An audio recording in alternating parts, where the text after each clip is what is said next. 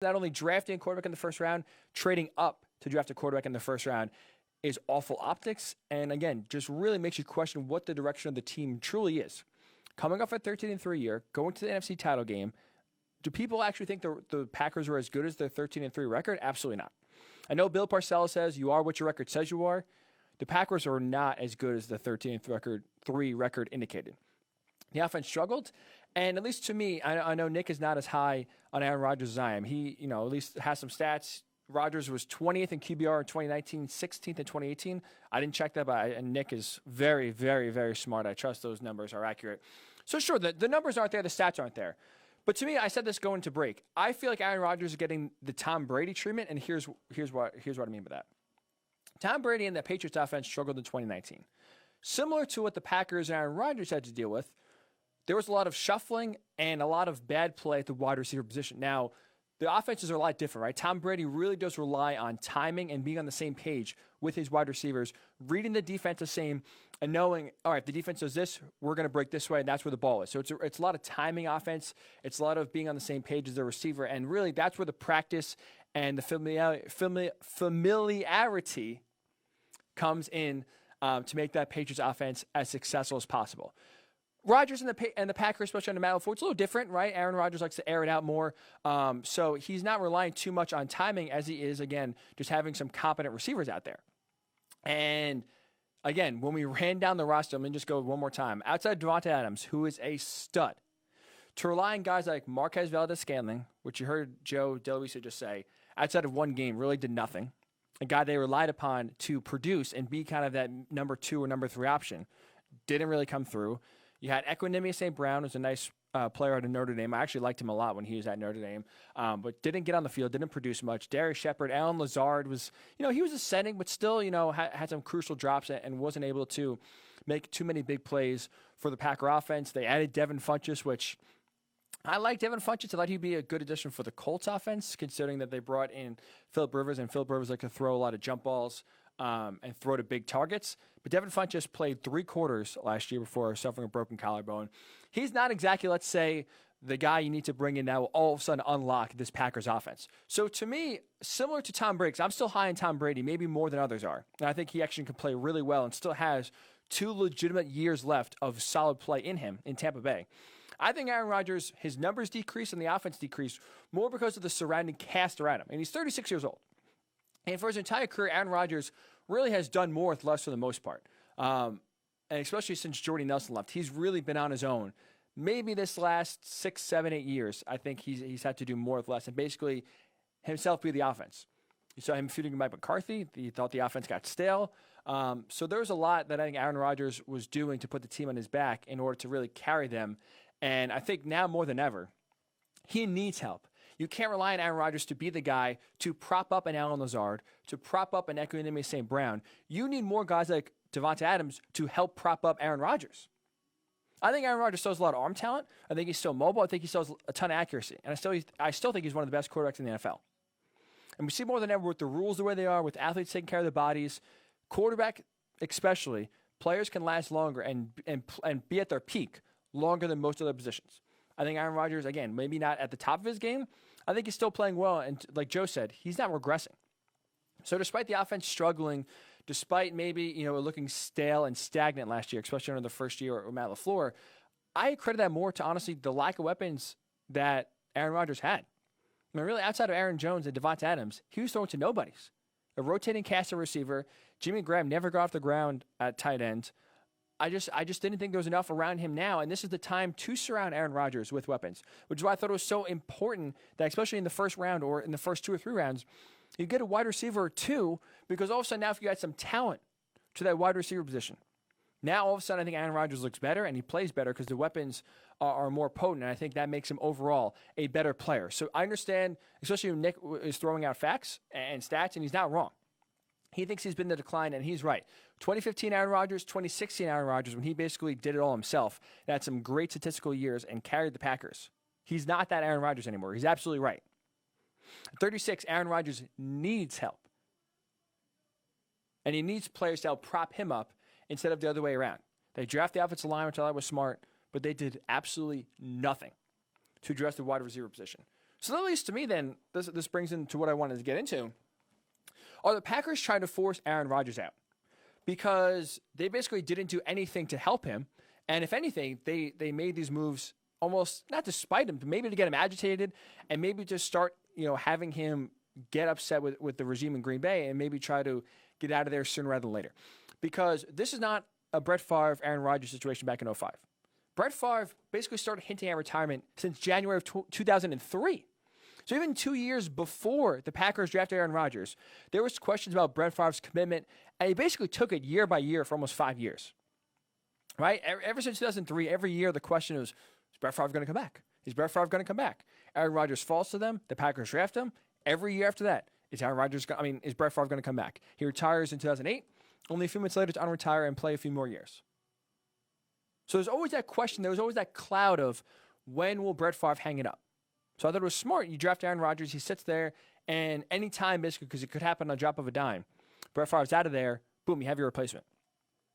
Now, with the Packers, Aaron Rodgers, though, it couldn't be any more opposite. Aaron Rodgers has already come out and said he wants to play until his early 40s, which at 36 years old right now, let's say is another 4 or 5 years of pretty good play, assuming he doesn't drop off like Peyton Manning did with the Broncos, right? Where Peyton had a steep decline to the point where in 2015, he was just lucky to stand upright and get the ball past 10 yards. So if he wants to play into his early 40s, similar to what Tom Brady is playing like, there's at least another 4 or 5 years. I think Aaron Rodgers still has good play in him, assuming he doesn't get injured. So if that's the case, he's going to outlast Jordan Love's rookie deal. 4 or 5 years, the Packers don't have 4 or 5 years to wait. Guess what? You use all of Jordan Love's rookie deal up. Done. Every benefit of drafting a rookie quarterback in the first round is gone. You draft a rookie quarterback in the first round because you think he can be a difference maker. He can lead your team to the promised land. But not just that, he can do it soon. We've seen now with the way the quarterback salaries have inflated and have really taken up a large chunk of the cap, the key to winning is doing it early. And doing what the Chiefs did, winning with Patrick Mahomes, still making little money. Because as soon as you pay these guys, it gets harder and harder to surround them with weapons. Doesn't mean you can't win. Don't get me wrong. You can absolutely still win when you give a quarterback a second or third contract. But it definitely gets that much harder. Because now you see the Chiefs. They didn't redo Patrick Mahomes' deal. He's still in his rookie deal. You know what they did after winning the Super Bowl that's so hard for teams to do after they're coming off a Super Bowl season? They returned 22 of their 24 starters. That's unheard of. So often teams win and players win, and those who are on, expiring contracts or looking to get a contract extension or a bump in pay, guess what? They go elsewhere. They got the ring. They won. Now they want to get the money. And it's so hard for teams to keep so many of their players because the quarterback is taking up such a large chunk of the salary cap. Guess what? Patrick Mahomes is making no money. None. And that allows the Chiefs to keep a lot of these players that were on free agent deals, pay them the money in the short term, and try to run it back and try to win another Super Bowl while Patrick Mahomes is still on that small deal. So that's why you draft Jordan Love, and that's why they traded up to draft Jordan Love. To take advantage of a cheap, young quarterback that you think can still get to the playoffs and maybe win you a Super Bowl. If Aaron Rodgers plays out the duration of his contract or plays until his early 40s, guess what? Those 4 or 5 years, Jordan Love, that you have with cheap labor are all gone. And again, assuming injury, barring injury, I should say, you're getting zero value out of your first-round pick. So that means that sooner rather than later, the Packers are going to have to play Jordan Love. You got to figure out what you have, and more importantly, you got to extend that fifth-year option after the third season. Meaning you have to know what he is by that third year, because that fifth-year option is pretty expensive. And going from there, he's only going to get more expensive. So you look at the cap space, you look at the cap and what Aaron Rodgers' deal is. He's not going anywhere this season. Because guess what? If the Packers trade or cut Aaron Rodgers, that is $51 million that's going to be on their cap this year for him not to be on the team. That is insane. Insane. $31 million next year. So you have $81 million that are going to be on the cap the next 2 years if the Packers move on from Aaron Rodgers and he's not on the team. And especially, I understand the cap goes up every year, and it's easier than ever to kind of absorb some dead money and kind of have that hit. But guess what? This pandemic is affecting the NFL one way or another. revenue is not going to be the same and it's not going to continue to grow. So we may see the salary cap up to this year keep on continuing to increase. It may increase next year, but it's not going to be the significant jump that we've seen these last few years. So teams are going to be working with less money, and again, that's assuming everything goes up. You're going to have a little less wiggle room. So you can't afford to have a massive $31 million just sitting on your salary cap not being used. So 2021, Joe D hit on it. That's earliest it could happen. I think that's the year. His dead cap hit is $17 million, so it's not awful. And by year 3, you have to have Jordan Love on the field. You have to do it. You have to figure out what he is before that second contract hits and before that fifth-year option hits. So you can sit Jordan Love behind Aaron Rodgers for 2 years. Then they have to either trade him or cut him because you need to figure out what you got there. And it seems, again, that the Packers front office, Brian Gutekunst, Matt LaFleur are all in on Jordan Love as the future. I'm sure they're itching to see what they have in their draft prospect sooner rather than later. And the reason why I think they're trying to force Aaron Rodgers out is because Rodgers is still trying to win now. We all thought the Packers were still trying to win now. 13 wins, NFC title game last year, maybe get a receiver or two, try to shore up the front seven, and they could make another run in the deep NFC. And it's funny because timing is everything, right? Thursday night, Pat McAfee and A.J. Hawk, 2 former NFL players, now they do a show together. They had a draft show going on live during the draft. And A.J. Hawk, being a former Packer, being close to Aaron Rodgers, had Aaron Rodgers on the show hours before they drafted. So it was around 7 or 8 o'clock. I think right when the draft started, Aaron Rodgers came on for a few minutes and was talking. Aaron Rodgers on the show, let's say 2 hours before they drafted Jordan Love, was quoted as saying this: "We haven't picked a skill player in the first round in 15 years. So that would be kind of cool." That's Aaron Rodgers 2 hours before they draft Jordan Love saying, man, it'd be so cool for the Packers to draft a skill player in the first round. Haven't done it in 15 years. You know who the last skill player the Packers took in the first round was? Aaron Rodgers. They haven't drafted a wide receiver, a running back, or a tight end in the first round since Aaron Rodgers. And they do it. They listened to Aaron Rodgers' request. Except they drafted a quarterback to replace him. 9 picks they had in the draft. Zero wide receivers taken. So Aaron Rodgers, in the twilight of his career, maybe 2 or 3 years left of still playing pretty good football before he starts to regress, is trying to win now. He's trying to get that second Super Bowl that he's not able to get. Drew Brees hasn't been able to get. Russell Wilson hasn't been able to get. He's trying to get one more. And the Packers did absolutely nothing to help him get closer to that goal.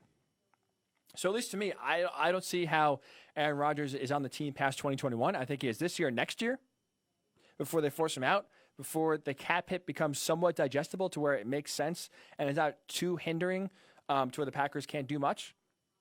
And, I mean, if all indications are what they are right now, Aaron Rodgers' personality, having, Brett Favre basically shutter him for the first 3 years of his career, drafting a quarterback that he was not ready and not expecting to happen, let alone trading up in the first round to get that quarterback to replace him.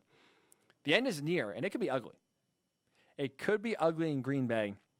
We saw it took some years for the Packers and Brett Favre to mend fences. I mean, he went to their rival, their bitter rival, the Vikings, because he was so pissed at the way it ended. I wonder if it's not he goes to the Vikings, but I think it could end similarly to where Aaron Rodgers still wants to play. He's not ready to go, and the Packers are ushering him out the door quicker than he wants. Aaron Rodgers has said he's about legacy. He wants to play his career, and he wants, more importantly, to play his entire career in Green Bay. That's not going to happen. And I think the end is sooner rather than later, and I think that Packers absolutely are trying to force Aaron Rodgers out. 2021, 2 years from now, look for that in the offseason or near the deadline, or near the draft, for Aaron Rodgers to be on the move somewhere.